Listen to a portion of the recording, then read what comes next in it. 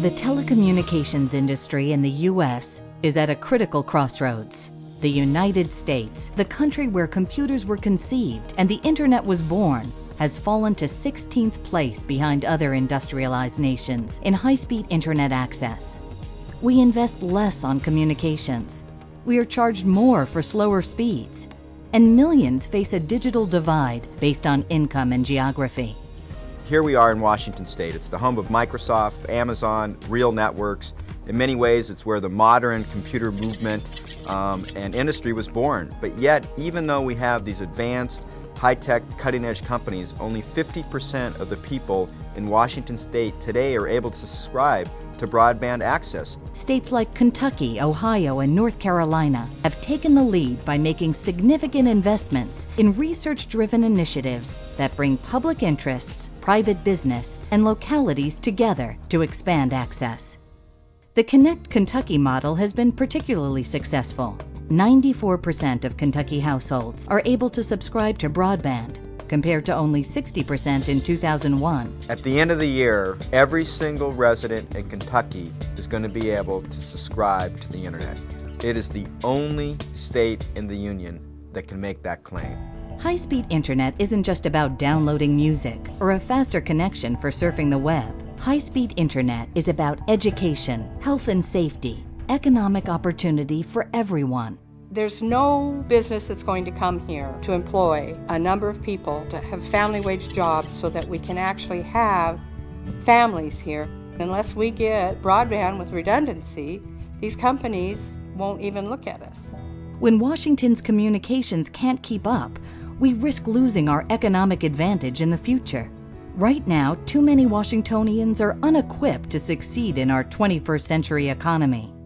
Having access to the internet is so critical to the success of the Washington wine industry because we're really trying to reach consumers worldwide. And because many of our wineries and growers are in more remote areas of the state, having access to the internet, which then allows them access and exposure to consumers from around the world, is critical. The digital divide in Washington takes many forms, from lack of access to computers and broadband services to a lack of technological skills necessary for the jobs of the future. Access to technology can eliminate the barrier that perpetuates income and prosperity differences. Bridging this divide will create opportunities in rural and underserved communities across our state, allowing residents in more rural communities to participate fully in economic and civil life. There's education. Everyone's got to leave the county. We have telehealth capability. We've had nursing classes here. It's just, even to do an online course, if I lived in Spokane or Seattle, I could take an online course and I could take the test, I could pass the test. You know, you have online tests, you have online homework and all that. Up here, you're on dial-up. You go to take the test, the computer kicks you off, and now you failed the exam because you didn't get it done in a certain amount of time. Internet access here is very slow. We have a hard time trying to pull up things, and it does take a very long time for it to happen. And that means delaying patients, delaying providers and getting what the information that they need. Our internet is down quite a lot, actually. I'll be right in the middle of making an appointment and it goes down, or we come in here first thing in the morning and we don't have access to our schedule for the day. So that makes it very inconvenient and very hard to take care of patients.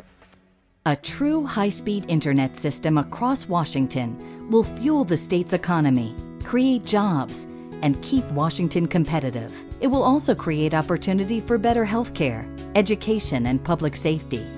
We're behind, but it's not too late. We all know that Washington can lead the digital revolution again.